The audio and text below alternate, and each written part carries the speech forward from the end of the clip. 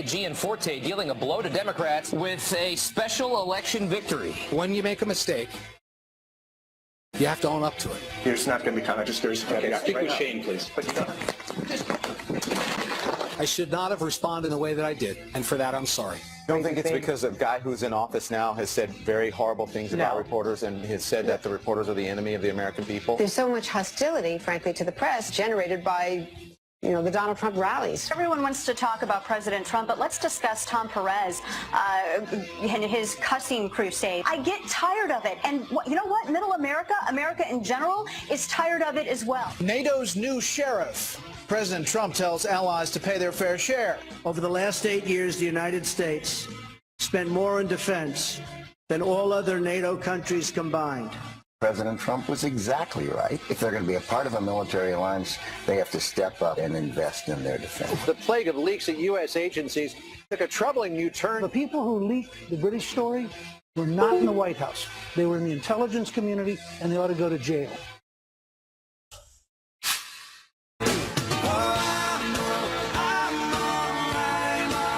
That's Phil Vassar on stage getting ready, and it is Fleet Week here, so he is trying to tell everyone to turn to the camera and wave.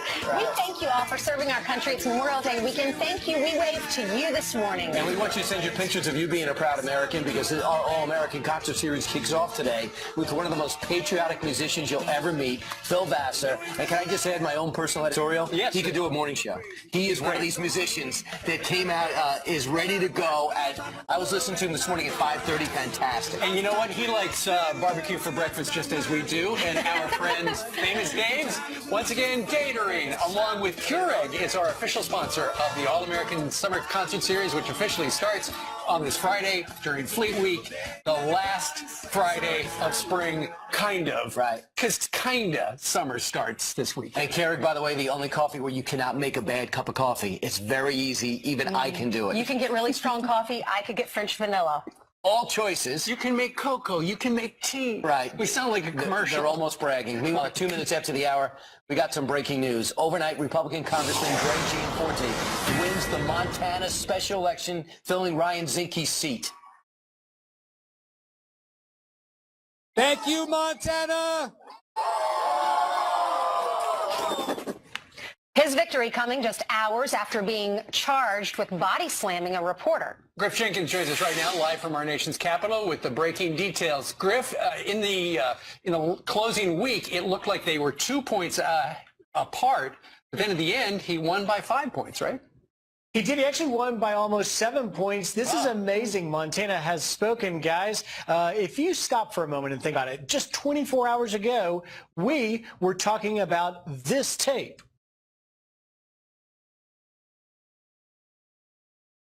I'm just curious. Okay, speak with Shane, please. But you don't. Fired you guys. The last time you came in here, you did the same thing. Gianforte was being charged with assault, but that body slamming incident was not enough to deter Montanans. Gianforte topping political newcomer and folk singer Rob Quist. You ask about those numbers, here they are. Gianforte 50.4%, Quist 43.9%. Gianforte began the celebration, though, first with an apology. When you make a mistake, you have to own up to it. That's the Montana way. I'm not proud of what happened. I should not have responded in the way that I did. And for that, I'm sorry. I should not have treated that reporter that way. And for that, I'm sorry, Mr. Ben Jacobs. Rob, and on a Bernie Sanders-style platform, conceding the race at his evening last night, saying Montanans will hold Gianforte accountable. But Gianforte was driving home a message that neither Sanders nor Nancy Pelosi is calling the shots in Montana. Tonight, Montanans are sending a wake-up call to Washington, D.C. establishment. Bernie Sanders and Nancy Pelosi can't call the shots here in Montana.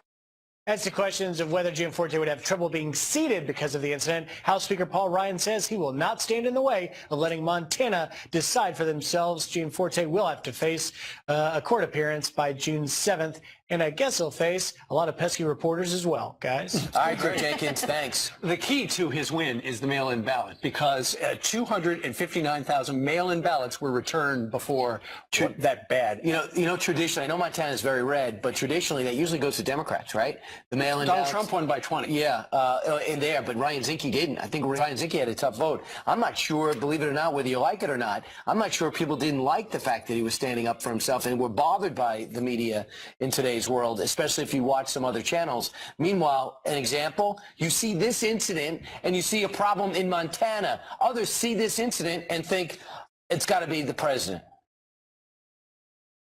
I don't think it's because a guy who's in office now has said very horrible things about reporters and has said that the reporters are the enemy of the American people. No, I think Don, that has nothing to do with anything, that people feel that they can get away with it, because I don't believe that you actually believe that.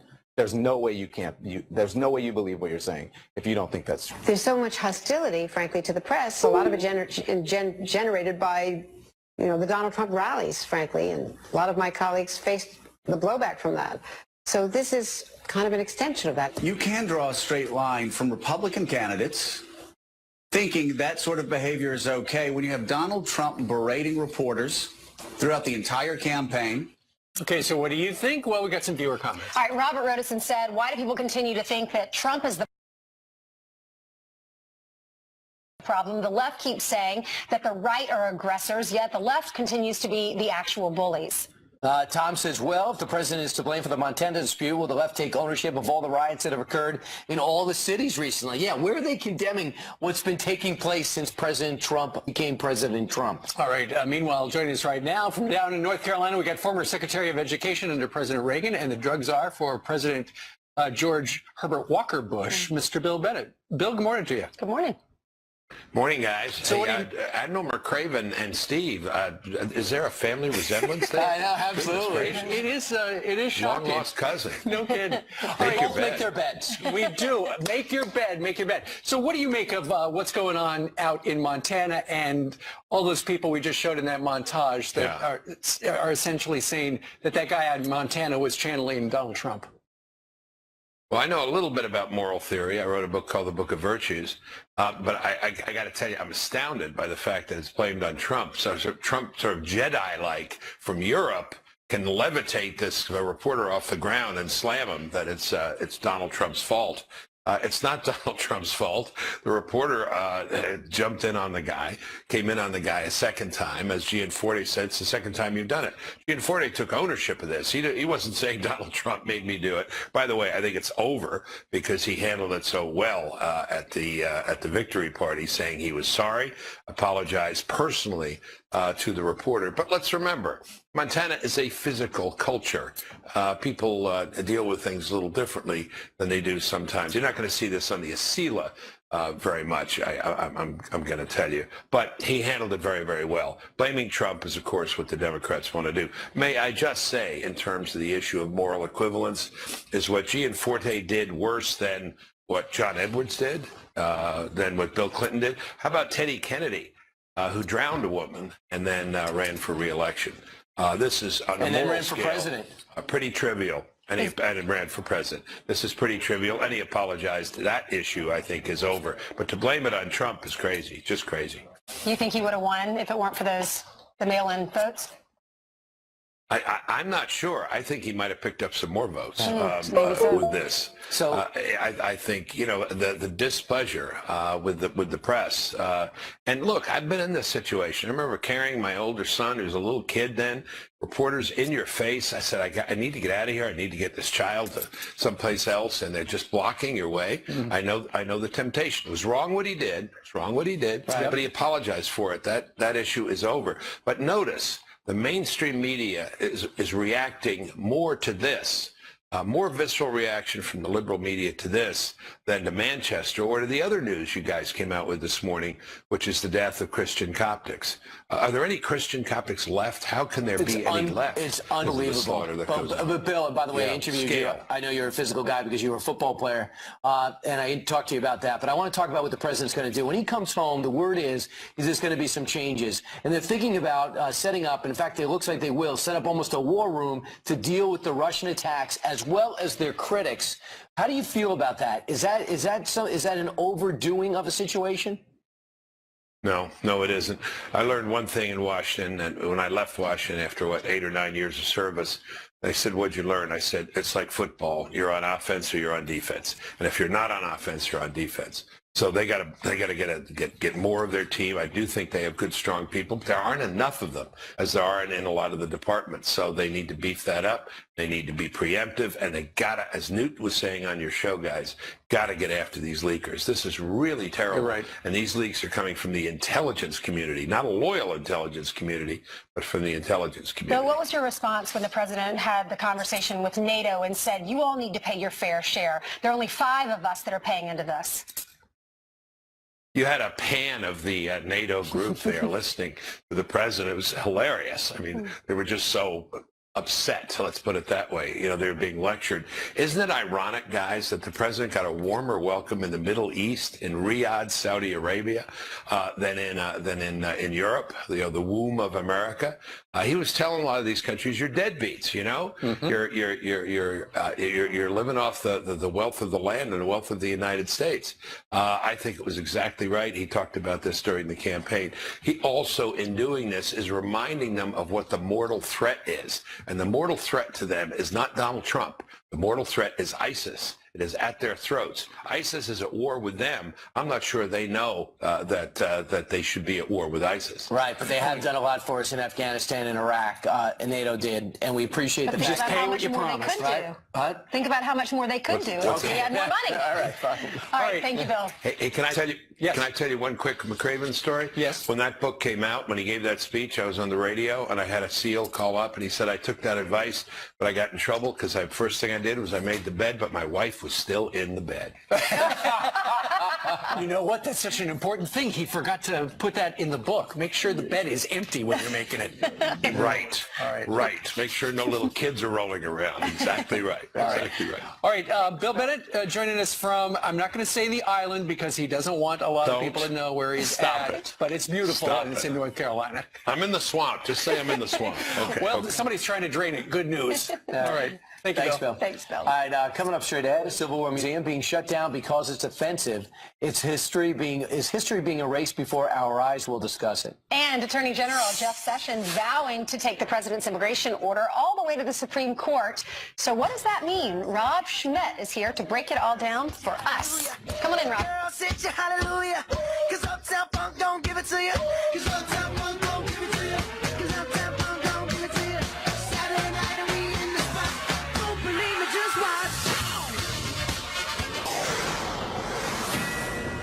Breaking right now, reports of at least 23 people killed in Egypt after gunmen opened fire on a bus carrying Coptic Christians. This happened just south of Cairo. So far, no one's taken credit for the attack. Egypt under a state of emergency following 2 bombing attacks on Coptic churches on Palm Sunday. Dozens killed at the hands of ISIS. Also breaking, Las Vegas on high alert, warns the city could be ISIS's next target. Police alerting hotels and casinos about a credible threat after the terror group released a new video showing the Sin City Strip, encouraging attacks on soft targets. The FBI now working with intelligence agencies and international law enforcement as hundreds of thousands of tourists travel to Las Vegas this Memorial Day weekend. Ainsley?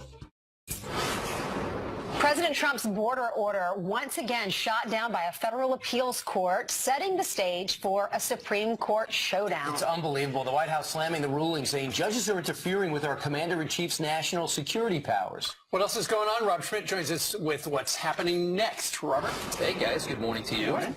All right, the words that helped candidate Trump win the election now preventing President Trump from doing his job. The key issue here is the pause on travelers coming from Muslim-majority nations about religion or about national security. Well, the top judges in Richmond, Virginia, saying that it drips with religious intolerance, animus, and discrimination.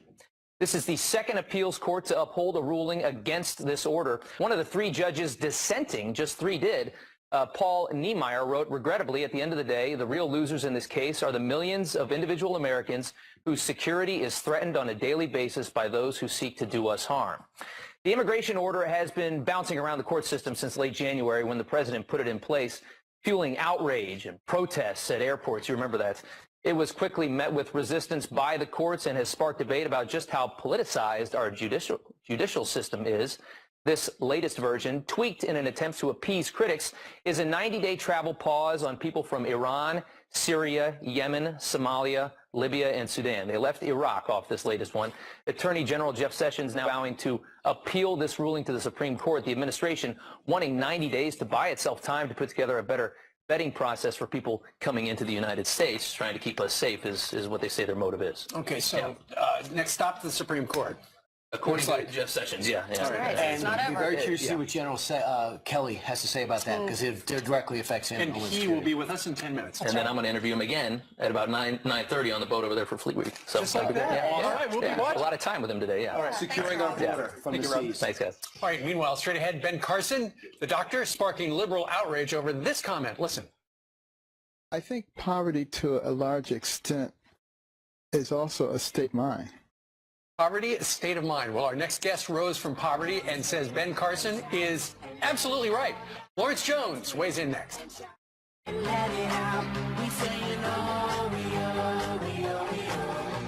are now rocking with Will I Am in Britney.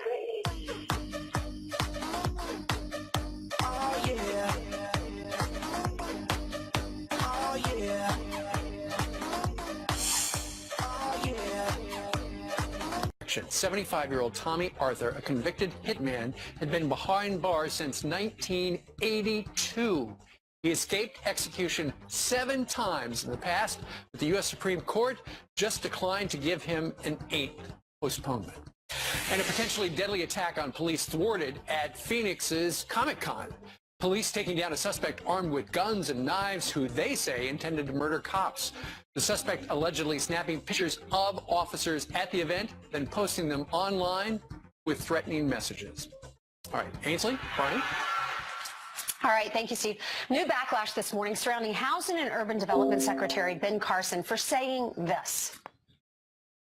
I think poverty to a large extent is also a state of mind. You take somebody who has the right mindset, you can take everything from them and put them on the street. And I guarantee you, in a little while, they'll be right back up there. Okay, let's bring in Lawrence Jones, host of The Blaze, for his reaction. He's got a tremendous personal story himself. And Ben Carson, Lawrence, is not coming at it from an elitist angle. He was born to a single-parent family where his mom was never home because she was working 2 or 3 jobs. And he ends up being a neurosurgeon, and his brother becomes a very successful lawyer. Is there anything wrong with what he said? Well, good morning, family. You know, I sympathize with Ben because I know what he was saying.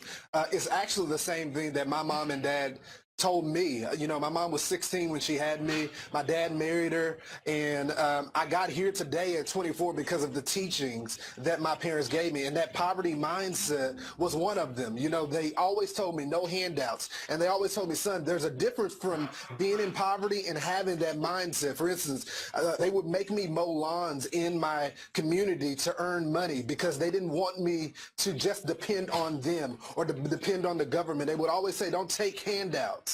Yeah, I mean, if you think about, we teach our kids, if you want to be smarter, then read books and go to school. If you want to be wealthy, then hang out with, you know, do internships with wealthy people. Find out what they did to get to the top. So if you're poor, wouldn't you want to look to Dr. Ben Carson, who's a neurosurgeon, to say, how did you do it? Most definitely, and Dr. Ben Carson has been very involved in his community. Before he became a Republican a candidate, he was respected by many in the community of Detroit. But this goes back to the facts. You know, if money was the answer to everything and not just the mindset, then 70% of people that win the lottery wouldn't go broke, or 78% of the athletes in the NFL wouldn't file for bankruptcy, because it really wasn't the mindset that was changed. It was just the money. So many people on the left believe that if you just throw these programs, that it will solve all the problems within my community or people that are in poverty. You have to really educate these people and really show them the way. And, you know, I'm a living witness. You know, you don't get here at the age of 24 from a mother that had you at 16 and your dad married her and lived in poverty for the majority of your life without hard work and changing that mindset. And determination. That's what he's saying. He's just saying be determined and you'll get from the bottom to the top. Eventually, if you don't quit. You can do that. Now, a guy that dropped out of college, quit Harvard, but ended up making something of himself is Mark Zuckerberg. He was able to come back and get his honorary degree. And this was part of his message. I want you to listen, and I want to get your impression. Yeah. Every generation expands its definition of equality. Today, we have a level of wealth inequality that hurts everyone. We should have a society that measures progress not just by economic metrics like GDP, but by how many of us have a role we find meaningful. We should explore ideas like universal basic income to make sure that everyone has a cushion to try new ideas. What about that? Universal income, is that a new idea you think that'll help? I think that's wealth redistribution is what he's talking about, taking other people's money and giving it to someone else so we all balance out. I think it's kind of fraudulent to suggest that we are to steal money from other people, give it to other people, and then all of a sudden we're going to be on the same level playing field. I think you work for what you get. And I think you're really hurting the next generation by telling them that we all should be equal without putting in the grunt work and the time and effort. It's easy for, what, $30-40 billion guy to say, we should redistribute all of the money in our bank account and make it all equal for everyone. I think it's hurting my generation because they believe that this is the stuff that's being taught on liberal campuses, and you're really taking the real meaning of what America is about. It's about that everybody can work hard, no matter what. I mean, I'm a black guy sitting on Fox News at 24. Where else can you do that in another country coming from a teenage pregnancy? It's about working hard, and if you put the work in, you can succeed. And so my message to the young people, especially the ones in my community, you can do it too. Yeah, opportunity to be successful, nothing guaranteed. No one gave Mark Zuckerberg anything. He had a great idea and was relentless in pursuing it, and he gives a lot back. In terms of that philosophy, I think it's definitely worthy of debate. Thanks so much. Lawrence, so proud of you and how far you've come. Thank you. I know your parents are proud Thank of you. Thank you so much, family. Story. I appreciate But y'all. if you get more successful, I will be jealous. So look out. All right? Thanks, brother. That's a whole other segment. We'll have him on again to talk about that. Jealous of Lawrence. All right, coming up straight ahead, a school creating controversy for opening prayer rooms for students, but only if they're Muslim. And it is a Fox and Friends first. The man in charge of keeping our borders safe is here in our studio for the very first time. Homeland Security Secretary John Kelly is live next. Come on in, Secretary. 2,000 country stations. Yeah, we're one big country nation. That's right. Thank God I was an American child. An American child.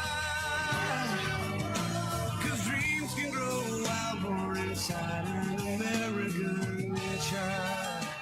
General Kelly just said that's a great picture, and it is. This Friday before Memorial Day, we are remembering American patriots, and we're asking you to send us pictures, and you certainly have. It's a beautiful song, and we thank all those. Most of them are American children. They're 18-year-olds and young adults, I should say, going off to fight for our country, and we thank them all very much. Melissa sends us a picture of her son's patriotic graduation cap during his graduation from Liberty University, where President Trump was the commencement speaker. It's a lot of gaffer tape. Meanwhile, Paul sends us this picture of his son Austin on the top of the Freedom Trail in South Dakota during their trip to Mount Rushmore. It's something they'll always remember. All right, and Katie sends us this picture of her son Caden sporting a patriotic cast for Memorial Day this year. The story behind that cast coming up next hour. He's fierce. Right. How cute. All right, let's bring in the Department of Homeland Security Secretary General John Kelly on this Memorial Day weekend as we get set to barbecue. General, great to see you. But before we talk about the Secretary stuff, we do want to talk about what happened over in Manchester because it really relates to what you're dealing with here. This is a Fox News alert. There's been another arrest tied to the terror attacks overnight. We understand they're up to 10 that they have taken into custody. They had more raids in Manchester and Merseyside. They raided a barber shop. They think that perhaps the terrorist could have put the components of the bomb together at his house and then actually assembled it at another apartment about 3 miles away. This is exactly what the 7/7 terrorists did back in England. General Kelly, what's your reaction to this, and what do we need to do to prevent something like this from happening here in the U.S.? Well, first, it's everywhere. It's constant. We've had 4 major terrorist attacks in a week in 4 different places, obviously Manchester, Egypt, Philippines, and Indonesia, by generally the same groups. It's nonstop. The good news is for us in America, we have amazing people protecting us every day. DHS, obviously, FBI. Fighting the away game is DOD, Department of Defense, CIA, NSA, working with these incredible allies we have in Europe and around the world. But it can happen almost here anytime. I was telling Steve on the way in here, if he knew what I know about terrorism, he'd never leave the house in the morning. Yeah. But the good news is, again, we're the finest men and women in uniform, out of uniform, police officers, local law enforcement, New York City cops protecting us. Thank goodness. Thank you for what you do. General, so when you're in uniform and they say go to Afghanistan and Iraq, it makes sense. You train for that. You know how to do it. You know how to organize. But now our uniform people are people who work for you, the cops, the detectives, every single day. They are. What is it like? They're almost transforming from the guy who writes your tickets and tells you to slow down to, excuse me, where are you from and what are you up to? They again, are among the finest Americans. 45 and a half years in the Marine Corps. I worked with soldiers, sailors, airmen, Marines, and Coast Guard nonstop. I never thought I'd ever meet another group of people like them, and now I'm in DHS, whether it's local, state officials, law enforcement rather, or my own people, Customs and Border Protection, ICE, Secret Service, people like that, just phenomenally good people, dedicated, work hard, and they're protecting us. Since you got this job, you're talking a lot about the wall. The president talks about the wall all the time. We need it. We need a barrier in some places and flat out a wall in other places. The president, former president, took a shot at this president, I believe, in Germany yesterday. There are disruptions in these countries, if there's conflict, if there's bad governance, if there's war, if there's poverty. In this new world that we live in, we can't isolate ourselves. We can't hide behind a wall. Are we hiding behind a wall? Not at all. We're not hiding behind a wall. We are constructing physical barrier backed up by technology and, of course, the great men and women of Customs and Border Protection to simply safeguard our southern border. It's not going to impede in any way the legal crossing of millions of people a week. Mexicans and all other nationalities, American going south and north, normal commercial traffic will move. But we're not hiding behind a wall. And you can't defend anything by hiding behind something. You mentioned ICE agents a moment ago. There's Senator Ron Johnson, I think 2 days ago, mentioned that the Obama administration knowingly let in members of